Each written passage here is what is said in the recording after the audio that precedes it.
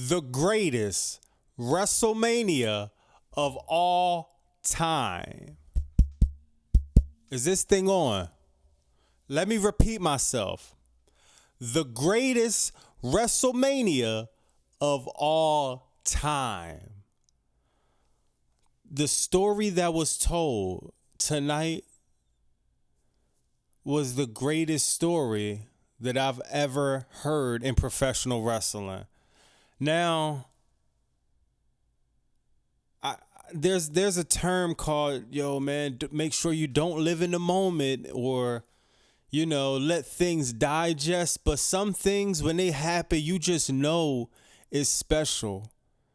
And I've been watching wrestling my whole life. I said this a few times in my episodes. I've been watching wrestling my whole life.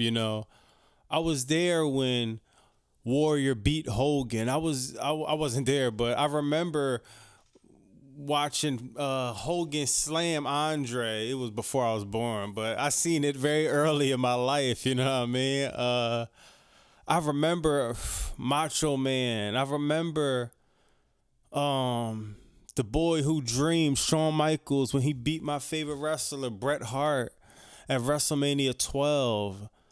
Man, I remember WrestleMania 10, Bret Hart beating Yokozuna, and the first match he had with his brother, all-time classic.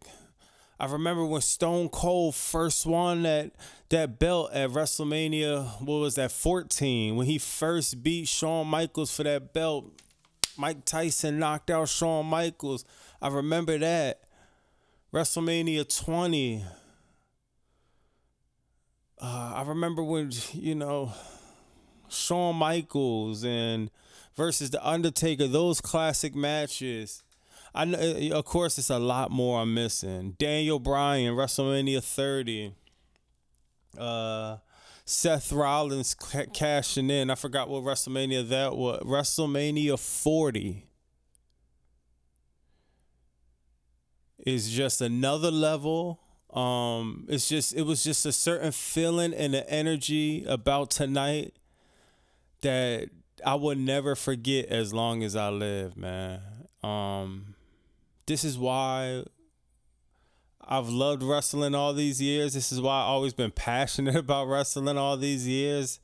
This is why even in this late in the game, I started a YouTube channel just because, man, like I got to get in a community where I could talk to people who love this as much as me. And we're all in agreement that this was the greatest main event of all time. As far as storylines, I was thinking on the ride here, like, am I living in a moment? Did I just watch the best storyline in professional wrestling? I was there for Austin and Vince McMahon. I was literally there. I was 10 years old. I went to that Raw in Philly. I keep saying, I'm going to show y'all. One of these videos, I'm going to show y'all. I was 10. I went to that Raw in Philly where Vince McMahon and Dude Love was beating up Stone Cold. I was in the building for the Attitude Era.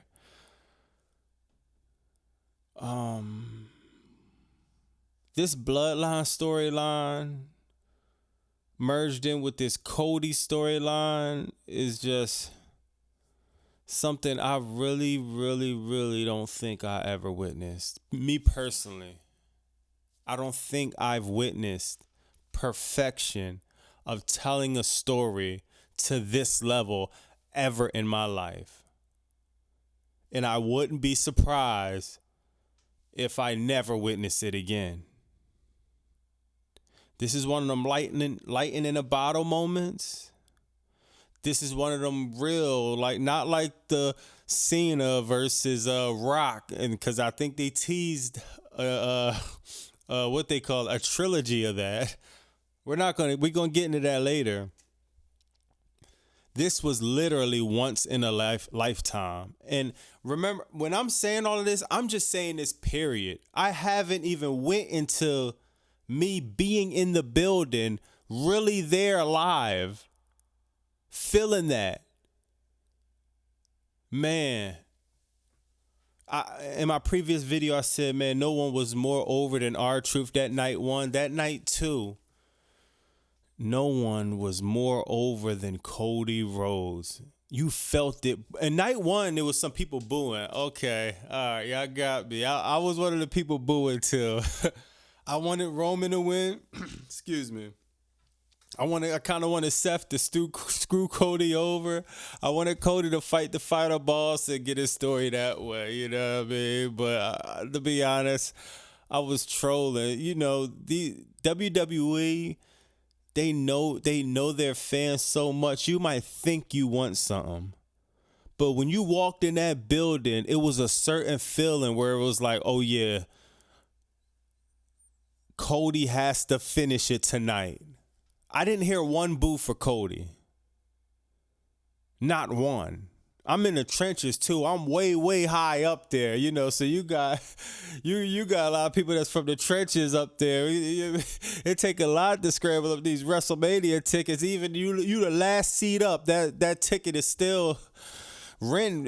Rent got to get paid. The 5th just passed, you know. So man.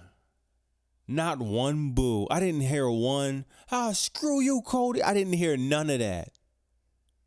Everybody was in agreement. 72,000 plus. Tonight's the night Cody Rhodes finished his story, and that's what happened.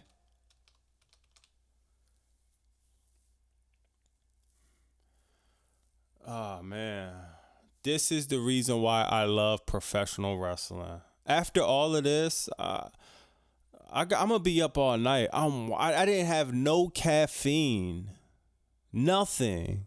This is straight coming from the arena, from the building. And I still had to set the lights up, set everything up. But just talking about it, just going through it is just getting me hype. Yo, and you know what's going to be funny looking back? Looking back at this, it's going to be funny seeing my energy from night one to night two. That's why I'm happy this is on YouTube, because I think that's hilarious. I know night one, I'm like, bro, I'm kind of talking all, you know. I was just so cold. I was so drained. I was so kind of pissed off. It was just like, you know, oh man, you could just see it all in the camera. And tonight you could see a complete 180. And that was for a lot of people. If you attended both nights and you was there that first night was brutal. It was brutal.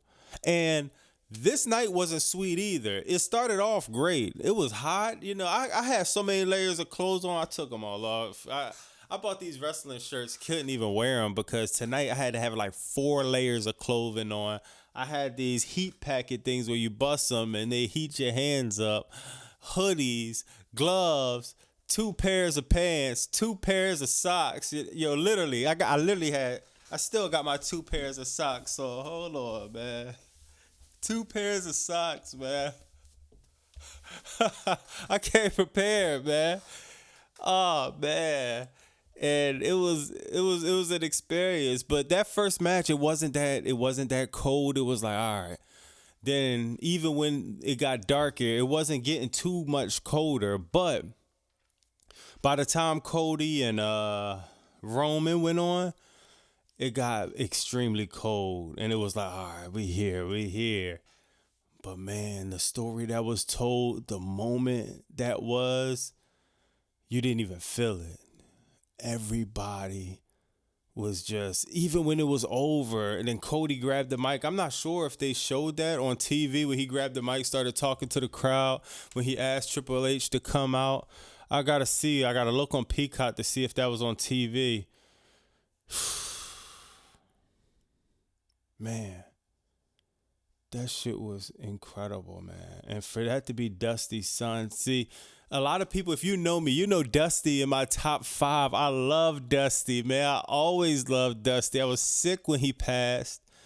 And I was a Dusty Rhodes fan. I thought Goldust was a cool character. I thought Stardust and whatever he was doing before was a cool character. Even the new Cody I thought was cool. But I was a real die hard Dusty fan. I loved Dusty work, the old work. When he had the polka dots, I was cool. I'm talking about the old NWA Dusty. And to see his son finish his story, you can't write stuff like this.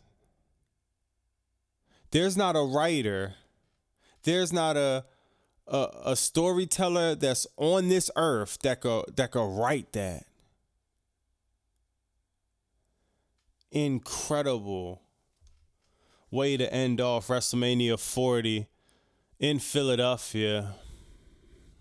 I'll never forget this ever in life. And I don't know how long this video gonna be, but I'll never forget this ever in life. So let's just get it. I actually want to start a little bit different this time. You know, a lot of people know the outcome or whatever. We're still going to go through the whole WrestleMania see. But I'm actually start off like backwards. We're going to start off from the press conference. Cody Rhodes press conference. If you didn't see it, stop the video, open up a new tab. Look up the Cody Rhodes press conference after WrestleMania 40.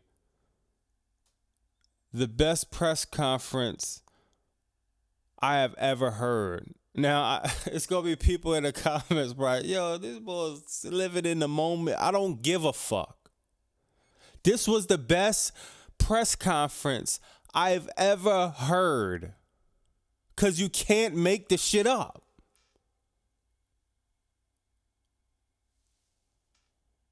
It's one thing when you're working hard for something and you train and you spit, it's just, man, like, you can't make this up. Dusty was looking down. You felt it. This was a special moment, man. Man, he ended this press conference saying, the dude asked, it's so crazy he asked that last question. I would think it was a work, but honestly, it's just this how it happens. Some things you just can't explain. The dude asked, yo, man, what would you say to your dad if he was here to witness this? And Cody, he paused for a few seconds. He said, man, that's really a great question, man. And Cody, he said, man, I tell him, man, I hope I made you proud. And thank you for the last name. I hope, wow, what was his exact words? I hope that I lived up to your last name. If that's not verbatim, it's pretty close. I hope I lived up to your last name. Not I told you I was going to do it. I told you I lived up. Yo, man, no, I hope I did.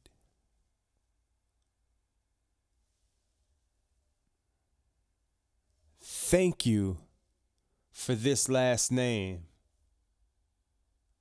And sorry for the tattoo, my God.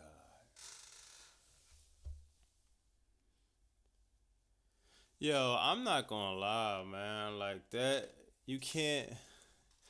I don't care if Cody himself said that was a work or that was nah, man. Like some shit, you felt it. You could tell somebody anything, but when you say certain things or you do certain things and that other person feels it.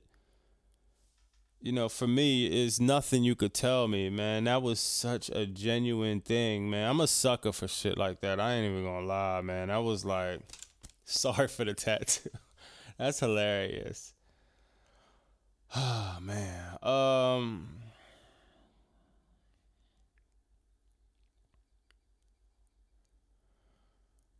Yeah, I'm just kind of caught up in that. Sorry. Triple H said this was one of the biggest WrestleManias of all time. Now, that's been the thing WWE been saying, with the exception for Saturday, because I know I kind of shitted on this Saturday saying we can't say that no more. I take it back, man. I was cold. I was annoyed. We're back on it. This was the biggest WrestleMania of all time. But Triple H added a little more adobo, a little bit more season, a little bit more, sauce on that. He said straight up, knowing every metric. Blue merchandise sells out of the water. Merchandise. Blue merchandise sells out of the water. Gate out of the water. Social media engagement, impression, views out of the water. Every metric. WrestleMania 40 in Philadelphia was the biggest WrestleMania of all time. Incredible. Says it was 145,298 people between both days.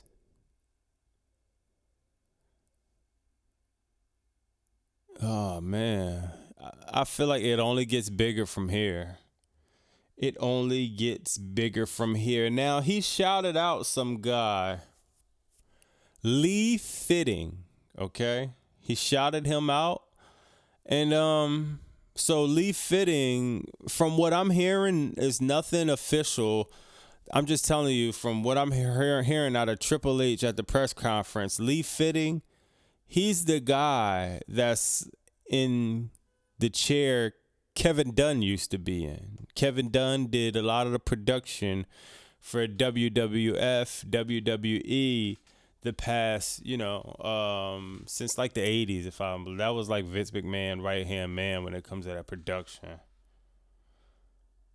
Lee Fitting is Triple H right-hand man right now. He's new to the company, and he said that, man, yeah, he's new, but what he's bringing as far as the programming is like, it's working. And I'm going to tell you right now, I've been watching wrestling for a very long time. I'm going to tell you, when you look backstage and you see, like before Cody and Gunther, and you see Sammy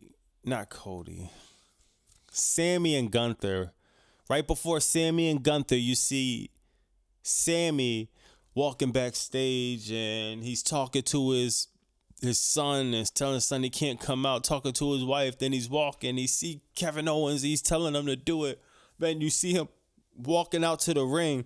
I feel like Lee Fitting he's spearheading that type of programming, making that look the best way possible and even better. I feel like when you see like a lot of the Shinsuke Nakamura, or when you see, what's that other one? Iyo Sky and Bayley, and them wind up fighting backstage.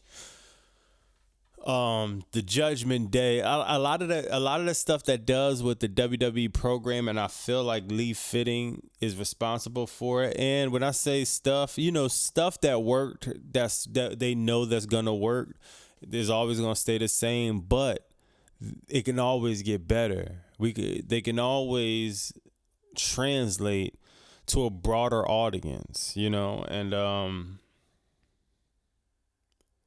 Lee Fitting, man, incredible job. Triple H put you over. You good in my book, man. Triple H says he's happy to have Steph back at the press conference. Steph, no, not Steph Curry, Stephanie McMahon.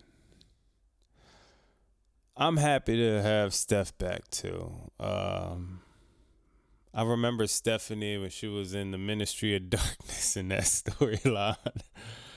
Even before that, when she was just Vince's daughter, she was all innocent. She still is innocent. And we miss Stephanie McMahon.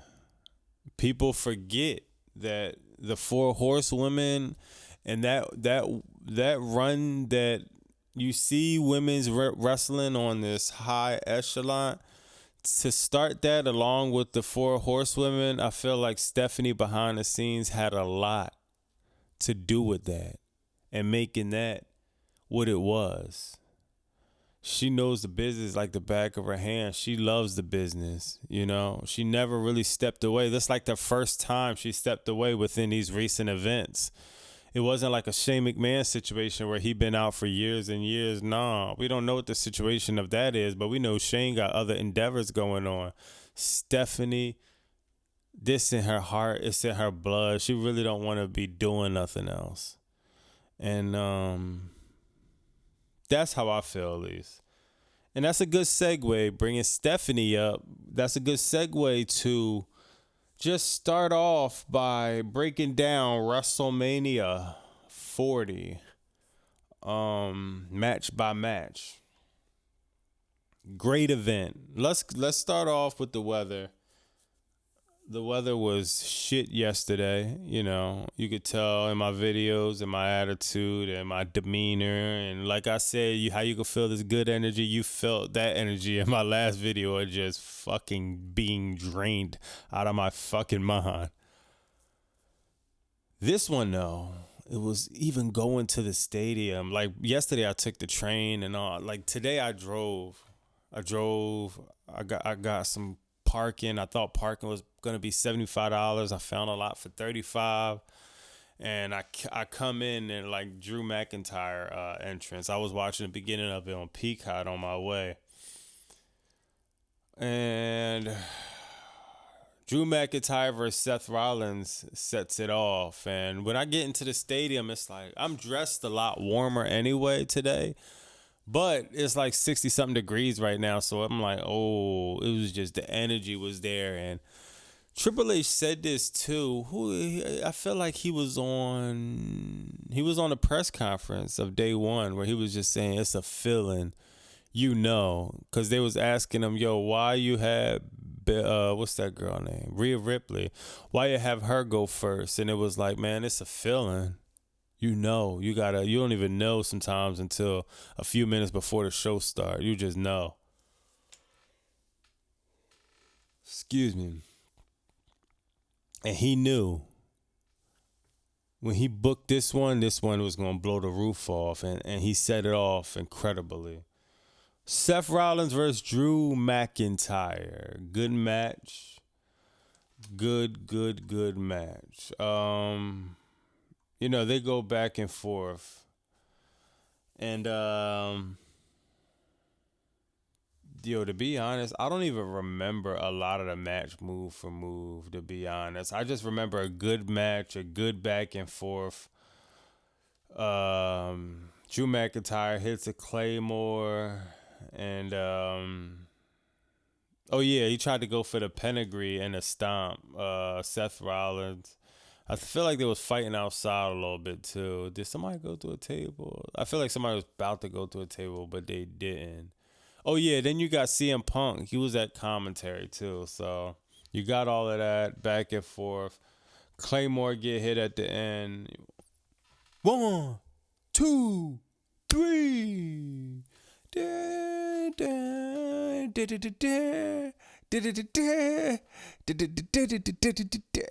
Drew McIntyre gets his WrestleMania moment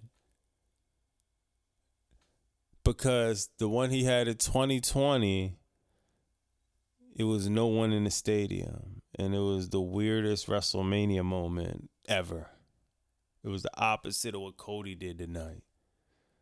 But Drew McIntyre got his moment tonight. 72,000 plus. You probably didn't hear it on TV, but the upper levels, you deserve it. You deserve it. Drew McIntyre deserved that. Oh man, it was incredible to see. So he's doing that, and he started popping shit to CM Punk. So he's having this emotional moment. He's holding the title. He gets out the ring. He starts popping shit to CM Punk. CM Punk sitting there, not trying to really engage or not trying to really do anything. He looking like his arm is still hurting, just the way he's moving or whatever. Drew just keep getting closer and closer and closer, popping shit. Since in the stadium we couldn't hear nothing they was saying, we just see that they was having some type of exchange. So hopefully we could hear the exchange when I watch this back. But they're having their exchange, and it's like, oh, whatever.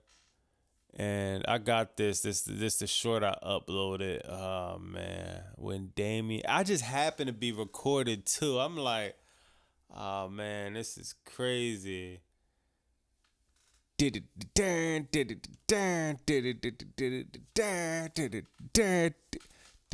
Priest runs down. Oh no, that didn't even happen. I feel like CM Punk snuffed Drew McIntyre, started stomping him or hitting him. He was about to take his tricep thing off. Then that's when Damian Priest came. Damian Priest run down the ring. Though McIntyre fell like in the ring, hits I forgot what that move is called. That something hell thing, man. I forgot what his move called, man. But so yeah, he hit that move on him. Damn, choke slam to hell, not from hell. I forgot what it's called, but he got that version of choke slam where he choke slam him, sits down, bang. Damian Priest, WWE World Champion. Raw will be an interesting show tomorrow. Incredible. Pride versus Final Testament. Pride of Street Profits and Bobby Lashley. This was a cool match. Bubba Ray Dudley came. He was a special guest referee. ECW. That was fire. Cross was talking shit to Bubba Ray. Then, what happened after that?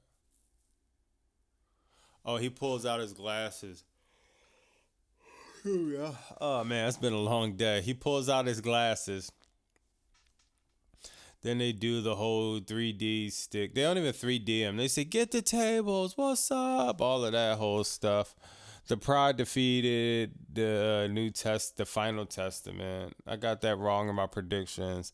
LA Knight versus AJ Styles was a better match than what I anticipated. I definitely anticipated a snooze fest. I didn't want to see this match. I didn't like the beef.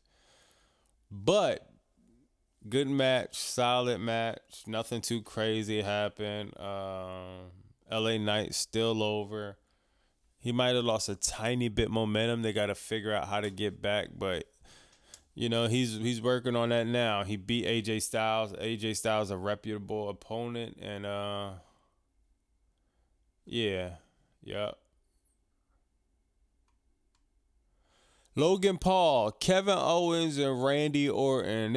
I like when stuff unique happens. So Kevin Owens, he come down in the golf cart. Then Randy Orton's song cues in.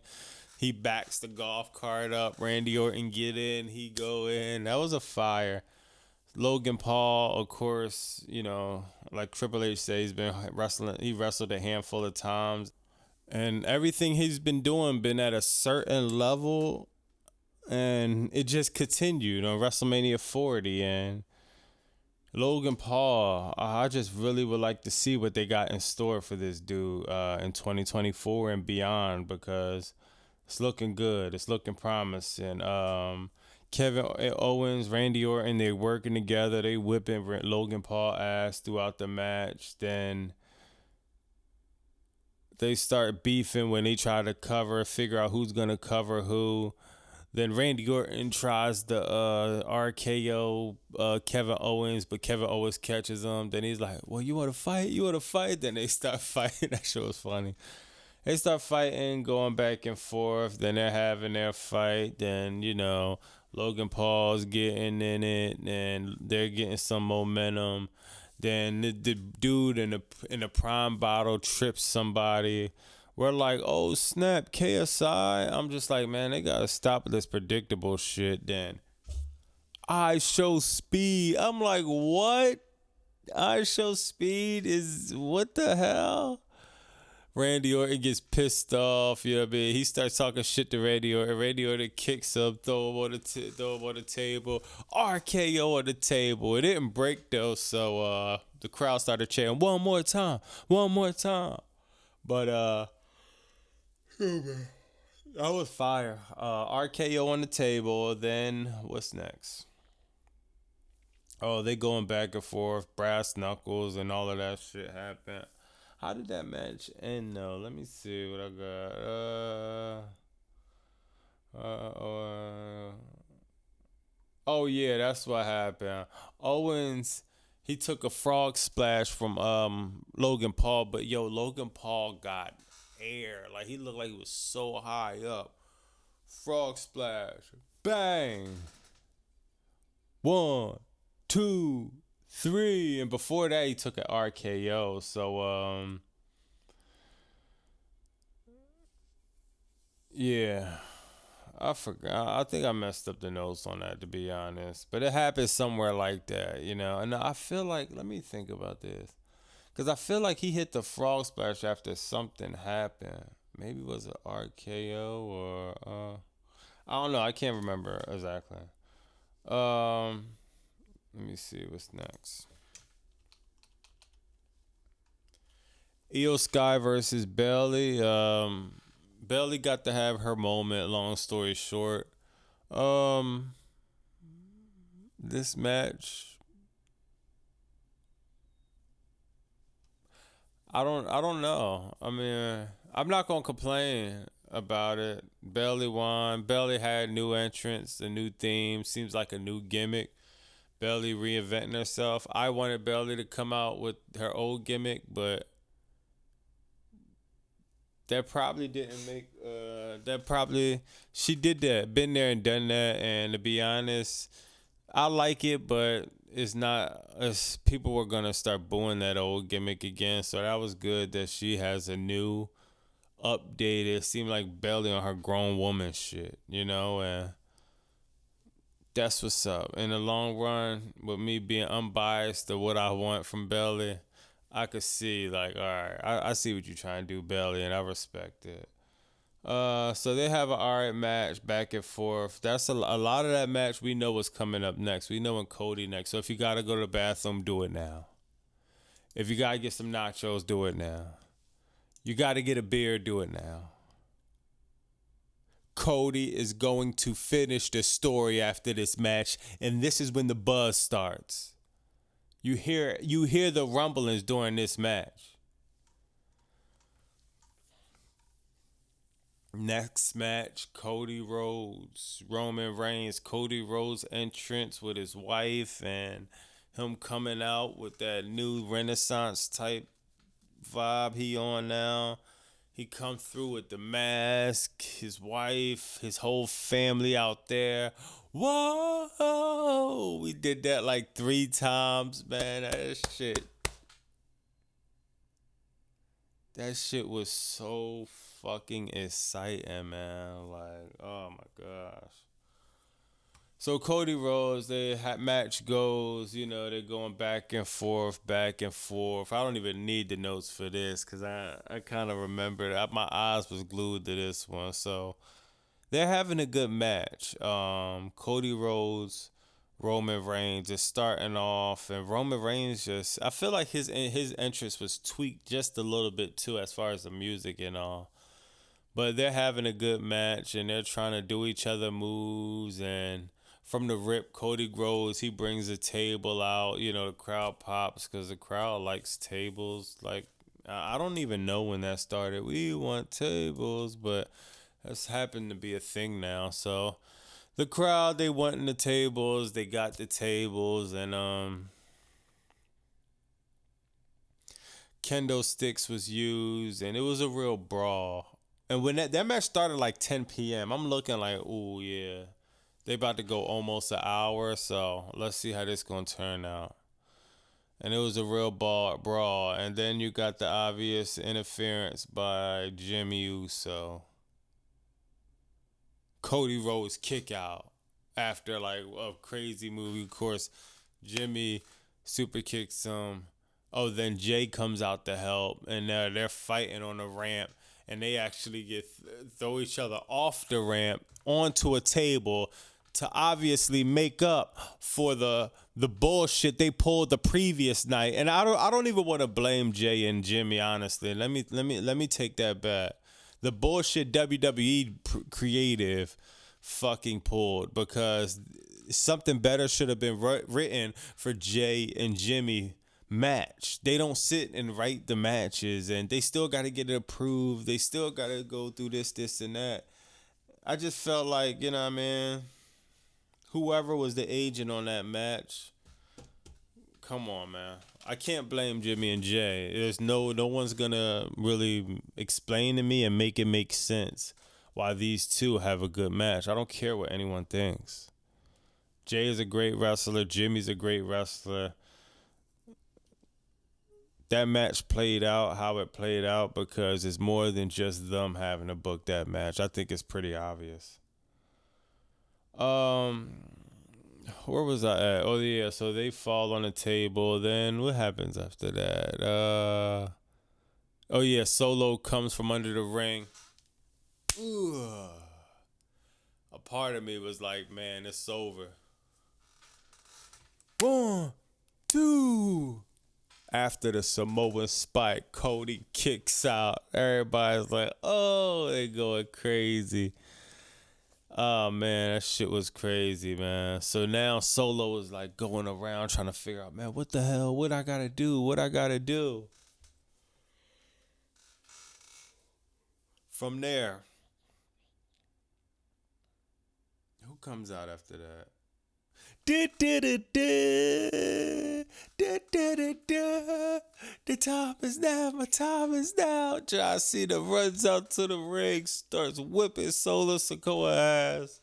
F5 on the table, talking shit, man. That shit was incredible, dog. John Cena got a crazy ass. We went crazy when we see John. Then the final boss appears. Then John Cena, final boss, face to face. Then they do the Hulk Hogan and the Rock look to the left, look to the right. That's Rock little thing where he's trying to tease to see what the crowd wants. Do y'all want this at Mania? Fuck no, Rock. We don't want you and John Cena at WrestleMania 41.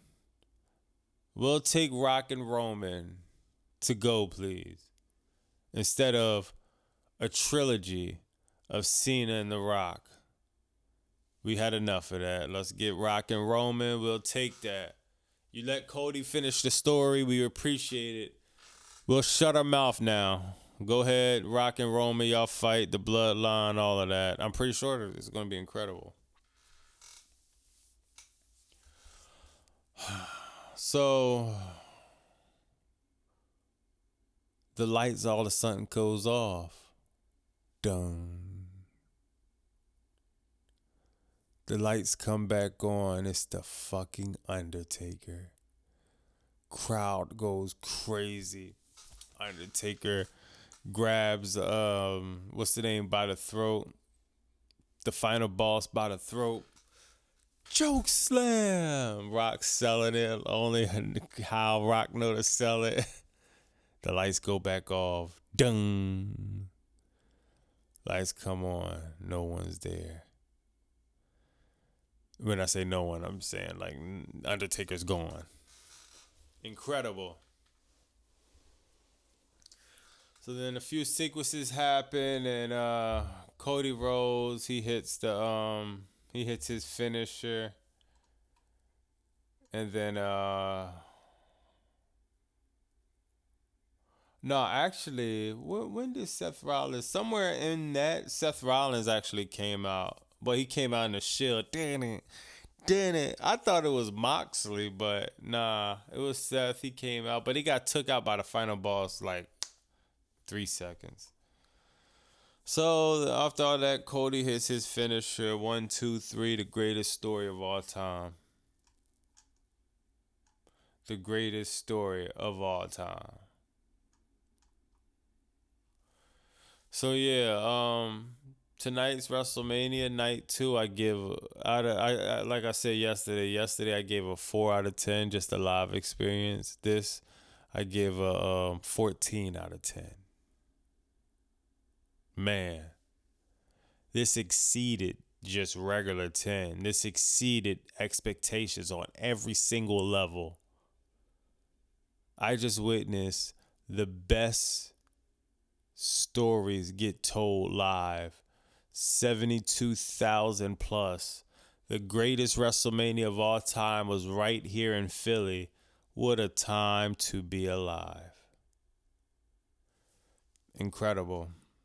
And I'm happy I could sit here and talk about it with y'all, man, because whether it's 30 subscribers, 3,000, 30,000, 300,000, to be able to communicate is just a great thing. I spent most of my life just doing stuff, whether it's like rap events or whether it's going to wrestling events or whether it's just going on vacation and just kind of chilling. I'm more of an introvert. I don't like really be talking to people too much, or you know what I mean. I like to stay in my own little circle with my circle of family and friends. But to be able to experience this and go on here on YouTube and be able to articulate my true feelings about this and where we're at and where we're going and just professional wrestling in general is just such a blessing.